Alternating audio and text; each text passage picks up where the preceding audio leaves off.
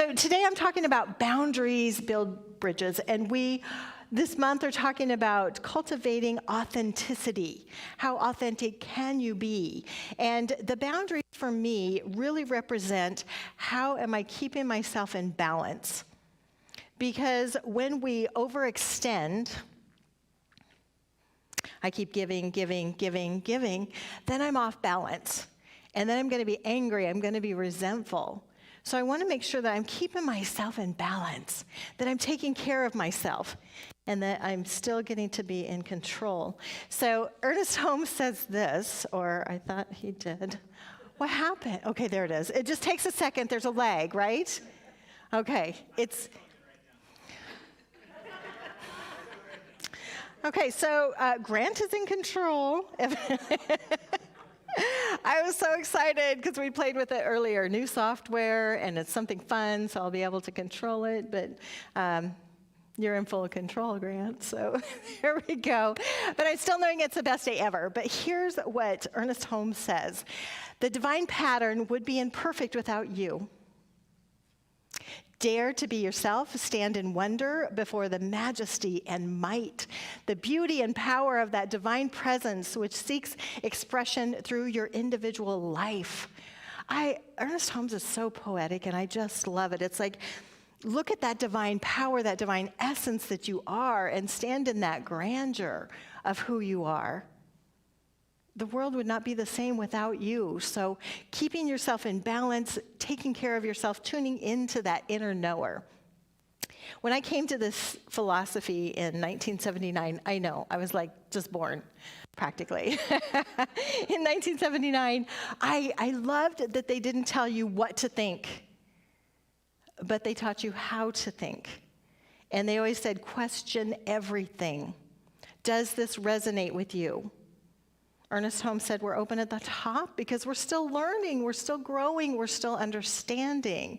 And things are changing every day. We're learning more about quantum physics. We're learning more about how the universe works.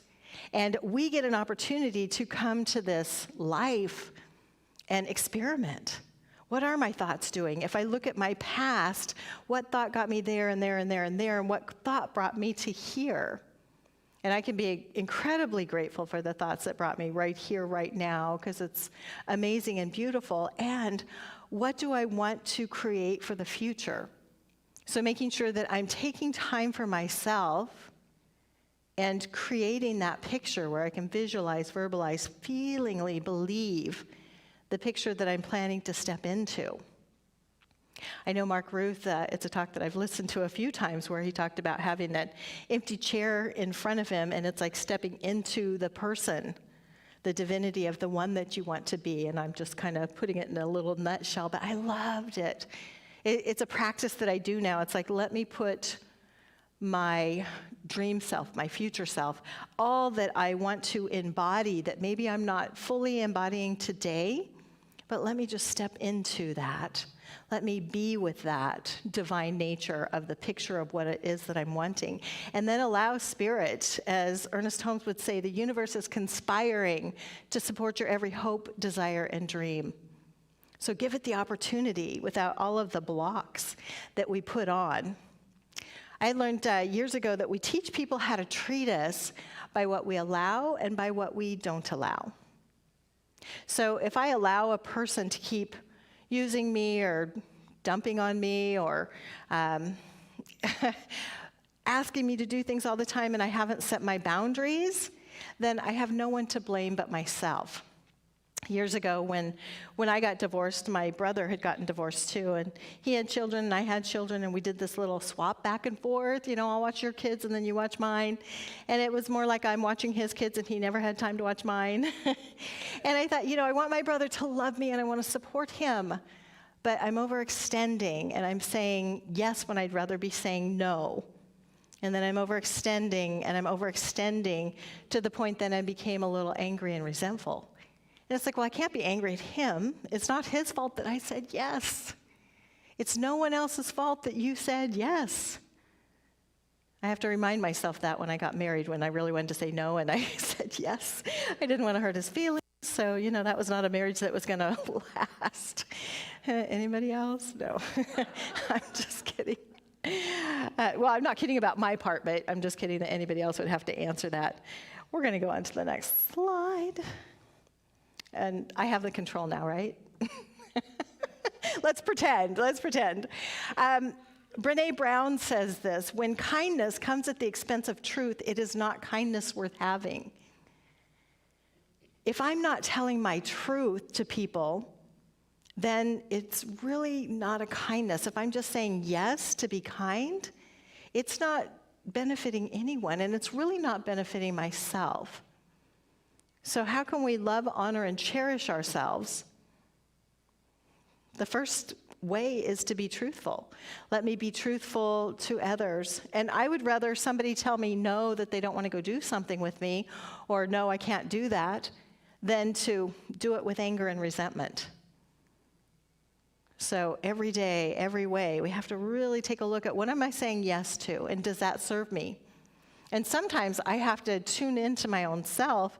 It's like I need just a moment to let me think about that, because I don't know if I want to say yes or no.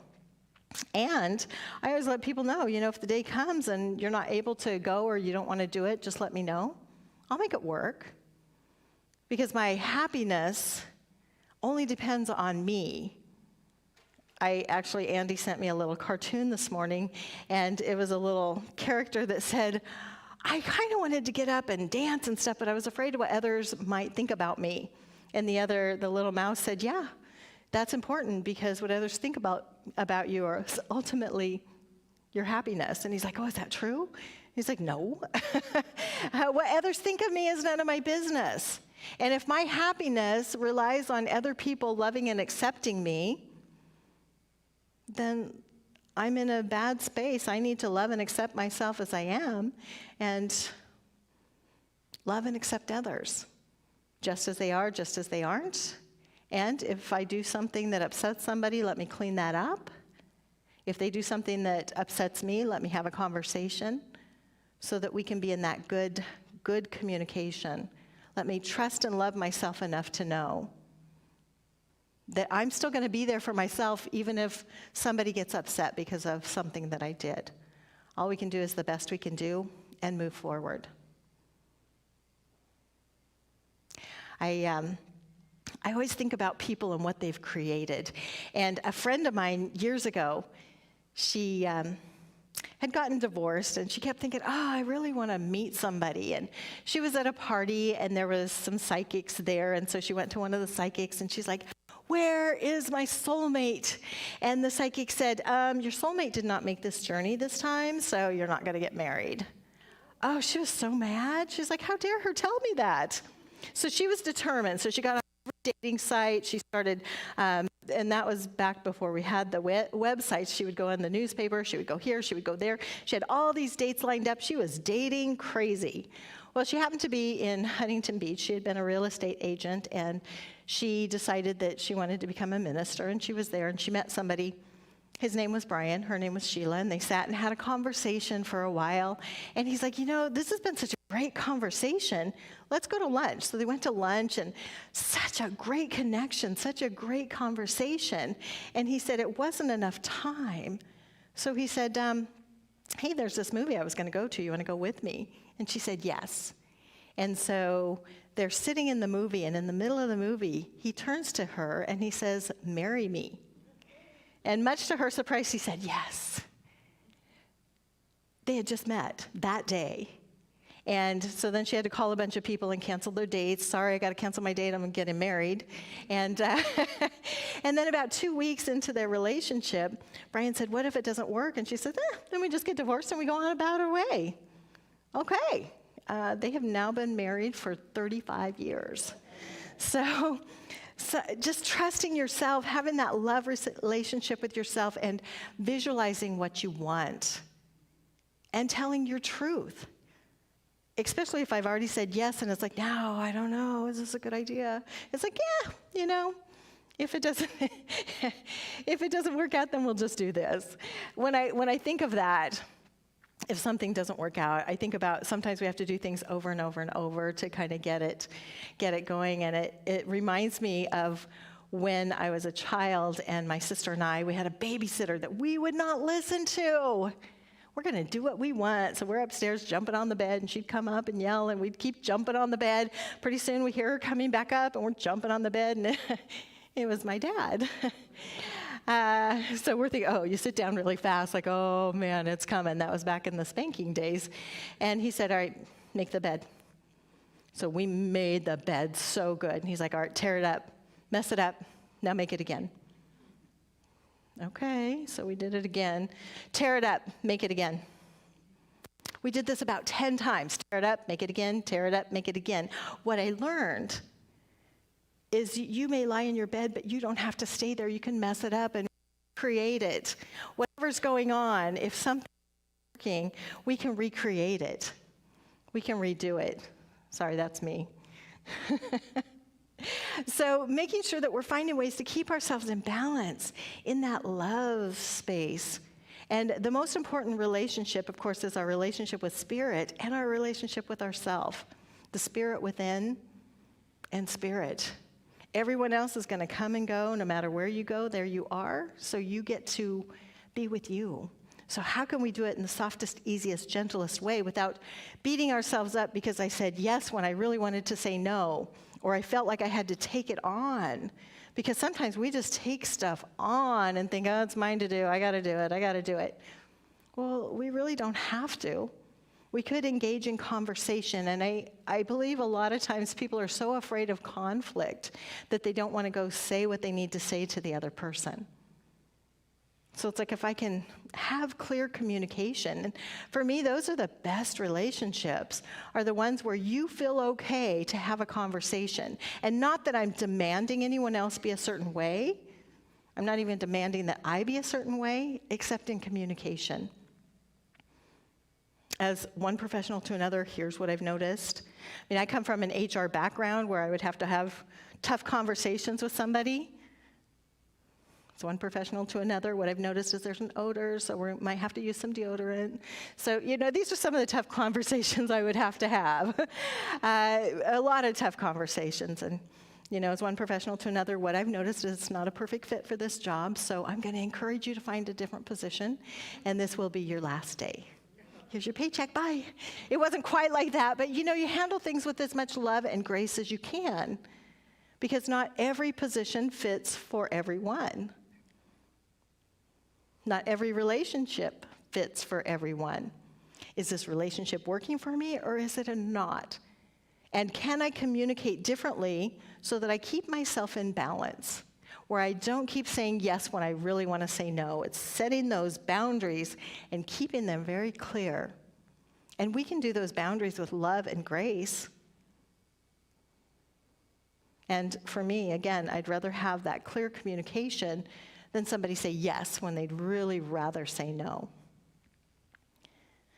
So now that I still have, I do want to go into this next slide. Compassionate people ask for what they need. They say no when they need to, and when they say yes, they mean it. They're compassionate because their boundaries keep them out of resentment. I don't want to be in a space where I'm resenting somebody because I did something I didn't want to do. These are part of our relationships. And then it kind of disrupts the relationship with myself. If I keep saying, yes, yes, yes, yes, I'll do it, then I'm overwhelmed, I'm overburdened, and I'm out of balance. And then I'll fall, and then I'll be angry. And then it all comes back to me. So the best thing I can do is be truthful. And part of that starts with our morning, setting our day up with meditation or with visualization or with even just a little journaling or a little reading or something to connect ourselves to the divine, authentic self that we are. Let me wake up and have a conversation with myself. Let me wake up and say, best day ever, because I'm creating it, because I'm stating it, because I'm in that divine space. And then let me get excited about the dreams that I have moving forward. And if you forgot your dreams, shake them off, find them. There's a dream. I know I would talk to my brother, and he'd always say, I don't know if I have a dream. Most people have very clear-cut dreams, and it's like, there's some of us that just like to do a lot of different things, so it's like, what do you love most? And if you weren't working, what would you be doing? He's like, I'd be fixing something. So it's like, well, that's what you love doing. You're always fixing something or making something or creating something. So go with that. What are the things you love to do? And when we get into those situations where we're not sure what we would love to do, taking time to just sit and journal. What would I love to do? What would I love to do? What would I love to do? Even if I'm asking myself the question over and over, what would I love to do in this moment? Or if I've already said yes to something and now I'm having regrets about it, how can I clean that up and still be good with me? Because I think most of us have a really big integrity and a great work ethic, and if I've said yes to something, how can I restructure that, or how can I have a conversation to make sure that I'm honoring myself and I'm honoring the other person by my truth? Finding ways to love ourselves each and every day. Some days, some days it's like really good and you're feeling good about yourself, and then other days it's like, oh man, I got to deal with me again. Let me put that aside and let me step into that wonderful space of knowing that the divine presence flows through me. And if I'm really in a space where it feels like, I can't see the good, that's when we want to reach out to other people and give compliments. Notice the good in others. Because if you spot it, then you got it. So let me see the divine in each and every person in my experience. Let me reach out to people and give a phone call. And remembering that everything happens in mind first. I remember when I was up in Apple Valley in the high desert, and one of the practitioners that we had, she had not had a conversation with her son for like 16 years. She said every year she'd send him a Christmas card and a Thanksgiving card and a birthday card, and never got a response back. And I said, well, everything happens in mind first. Start visualizing the relationship that you want. Clean it up. Have that conversation in mind. See him forgiving you. See you forgiving him. See the embrace. See the love. See the harmony between the two of you. And she came one Sunday and she said, he invited me to Thanksgiving dinner. So she went to Thanksgiving dinner and they had a lovely time, and she kept visualizing and visualizing. And now they have an amazing relationship, to the fact that she moved to Utah to be closer to him at his invitation. So having those relationships, even if it feels like right here in real life, it's all real life, but right here in the physical, there's not that great relationship, let me heal it in mind, because if I heal it in mind, it's got to shift out here. And let me make sure that I'm putting down anything that I'm holding on to, any of the blocks, and allowing the good flow to happen, seeing that relationship as whole, perfect, complete, and loving. And then even if I never see them again, at least I've cleaned it up in me, so it's clean and I can move forward. And let me be at that loving space every day for myself, for my children, for my life.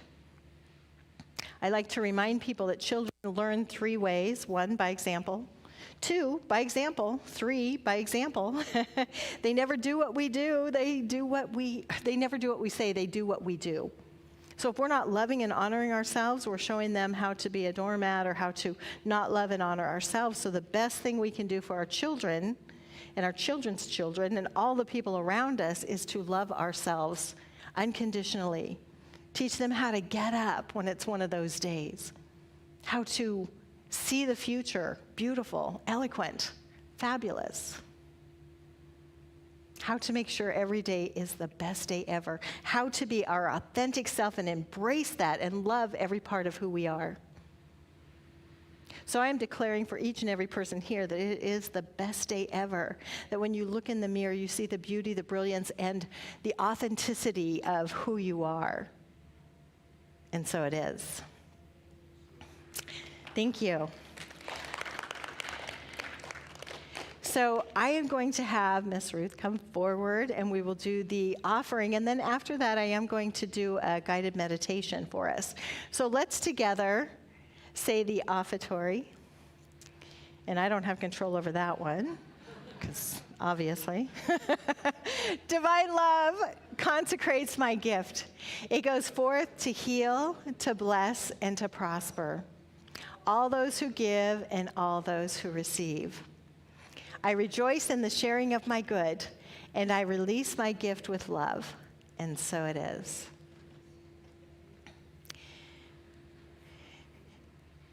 Knowing that as we give, we always receive. And starting this Sunday during the offering, we are going to start singing, because it's been something I've been bugging about, that it's like during the offering, I love to sing, I am so blessed. So this Sunday we'll start singing, I am so blessed. I am so grateful for all that I give. I am so grateful for my life. I am so blessed. So that will be our music moving forward. Because I like us to take time to really embrace what we're giving, so that we remind ourselves that as I give, I always receive beautifully and abundantly. And thank you so much for your gifts and your tithes and your offerings. And exciting news, all the lights have come in. We've worked with the electricians, so starting next Monday, they'll start revamping and getting our lights going. So yay! That's been a big undertaking with Grant and a few of us. So Grant has done so much work, and it's really exciting. So I want to give it up for Grant and all that he's been doing. Thank you. And the new software that I thought I had control over, but I don't. So let's take a moment and let's do a little meditation. I want you to think about your authentic self. As we just take in a nice, deep, cleansing breath. As we're just letting go of anything that takes us from here, any blocks, any outside noises. We just allow ourselves to be in our own space, in our own body, in our own mind, breathing in the fullness of life. As we picture, imagine, pretend that a beautiful magic carpet has come and is sweeping you up wherever you're sitting, wherever you are, on this beautiful magic carpet of your mind. It lifts us above all the earthly things, above Mother Earth, knowing that we are safe where we are. As there's this beautiful cleansing, letting go of anything that doesn't serve us, anything that may have attached it to ourselves in our minds, just letting go.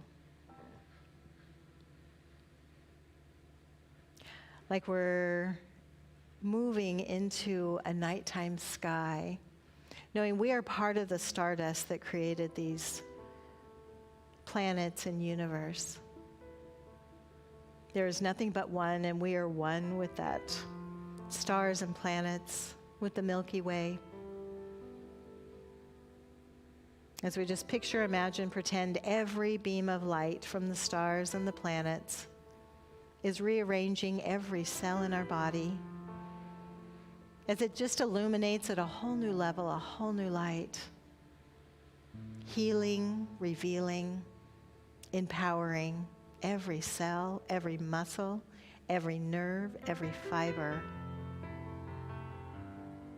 That we just take that in with ease, with grace, with love, with joy. Allowing the words to resonate. I am so healthy. I am so blessed.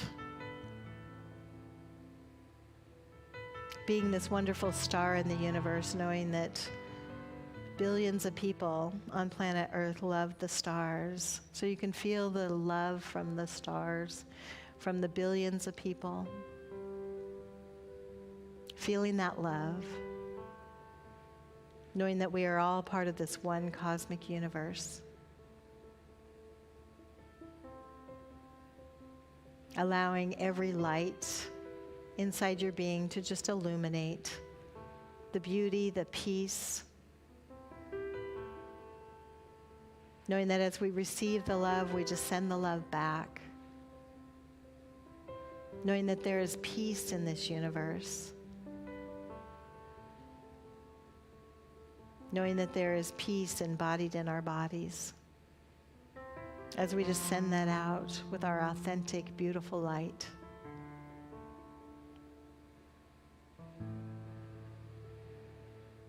Feeling the love and support from the universe, hearing the whispers from the stars and planets. Thank you for showing up. The universe would not be the same had you not shown up. Thank you. And on this wonderful magic carpet, it's like a movie screen shows up in the sky,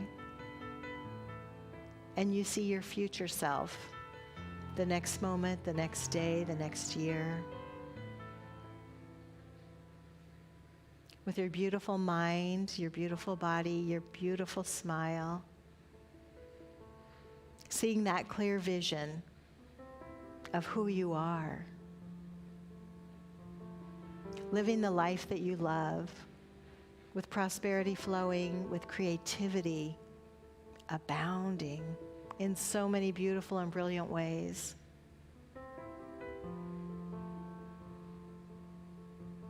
As you can hear the laughter of friends and family, those that surround you, knowing that you've created the best life ever, as you just keep picturing that beautiful life, as this magic carpet just moves into the screen and you just embrace that picture of the I am that you are beautifully and brilliantly.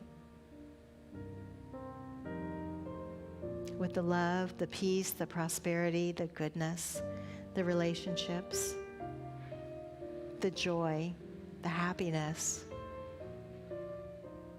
the sunshine, the beauty and the brilliance of who you are. Just breathing that all in, knowing that there is more and more clarity coming every moment, every step, as the universe continues to conspire to support your vision, your authentic self, as this wonderful magic carpet comes gently back down onto Mother Earth. As you're knowing that every cell in your body is illuminating, vibrating at a whole new level. As you hear the sigh from Mother Earth, thank you for showing up. The earth would not be the same had you not shown up. We honor your presence.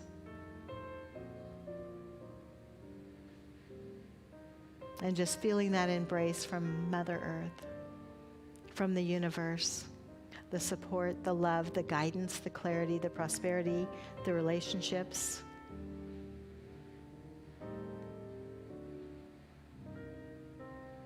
And just taking that all in as we come gently back to this space, aware of your toes and fingers, breathing in the fullness of life.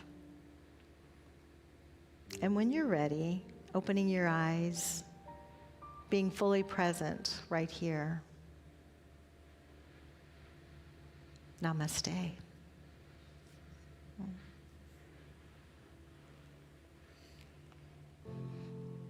And with that, anybody have a question, comment, words of wisdom? Yes, Bill, over here. Thank you.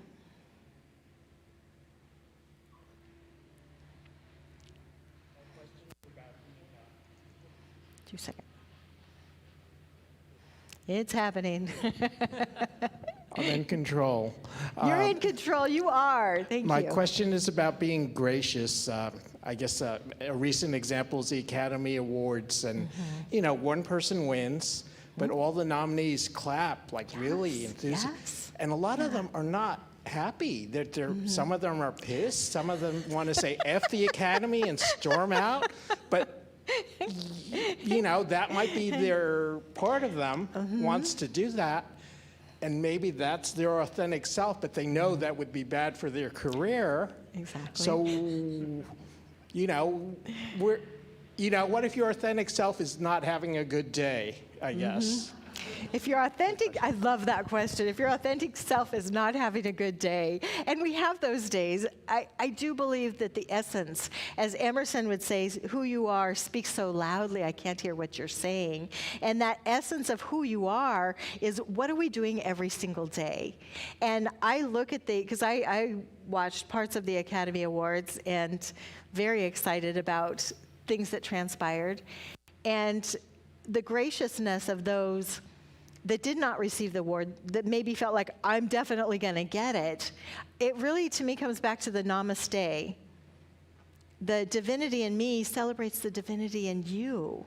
And I'm just happy that I was recognized for a nomination and next. And it's the same thing with us in life. Maybe we didn't get the award, or we didn't get the job, or we didn't get this, or we didn't get that, but still celebrating. It's like, okay, if not this, something better is unfolding. And it can be hard because we get emotions in it. When I became a minister, I went up to San Jose because I wanted to work with Dr. David Bruner.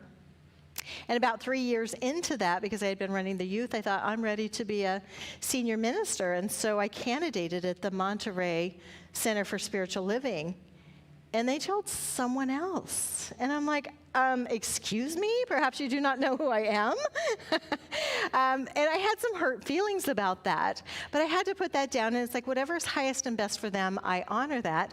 And evidently, there's something highest and best for me.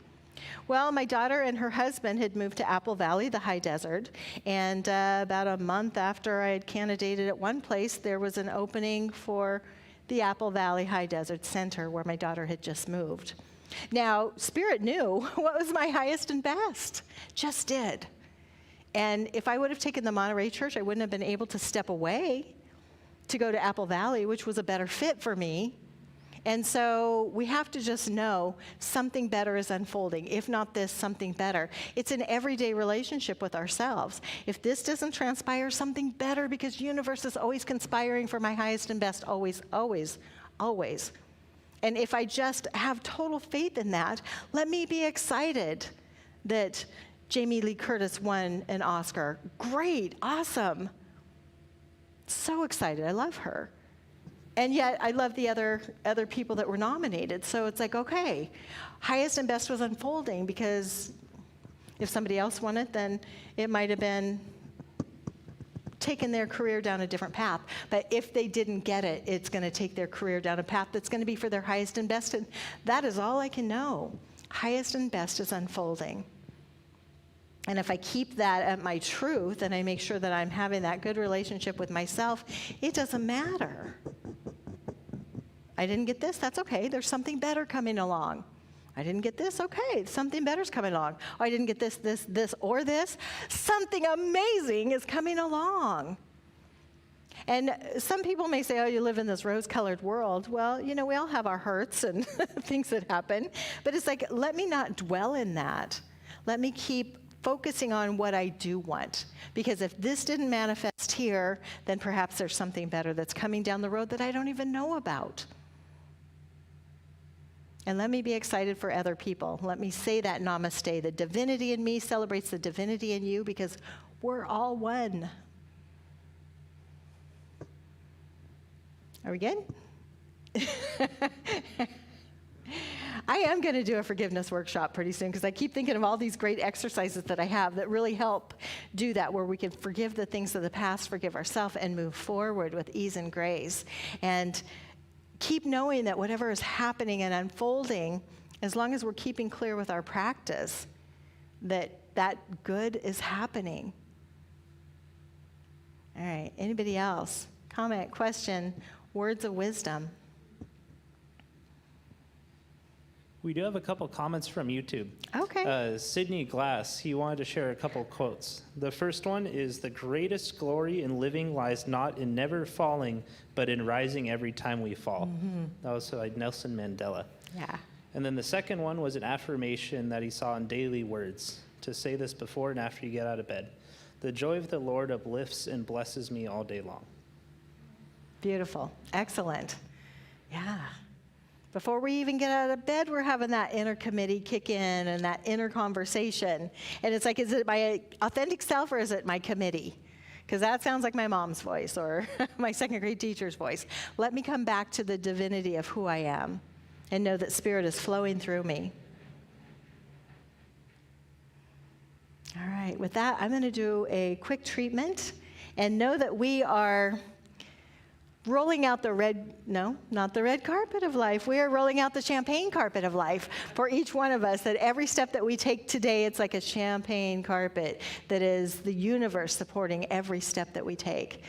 So let's close our eyes for a moment, going inside our heart of hearts, knowing that there is one mind, one power, one infinite intelligence, knowing that it's flowing in, as, and through each one of us.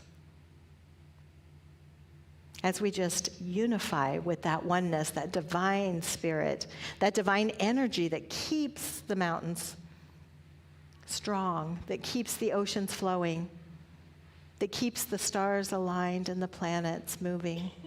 Knowing that divine power flows right where we are.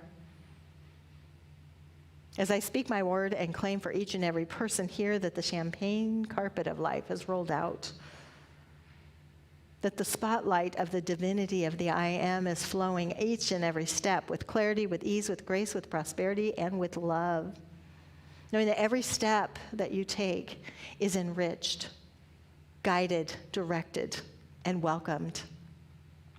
Continuing to turn into that inner knower that just knows that it knows that it knows that it knows each and every step to take.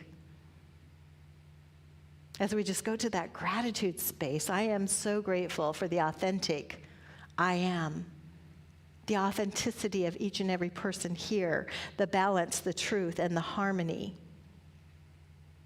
of being real. Saying yes when we want to say yes and no, I'm not able to, or no, thank you. Honoring the I am. And I am so grateful for each and every person honoring the divinity of who they are as I just release my word into the action of the law, knowing that my word is never returned void, knowing that this is the best day ever. And so it is. And so it is. Thank you.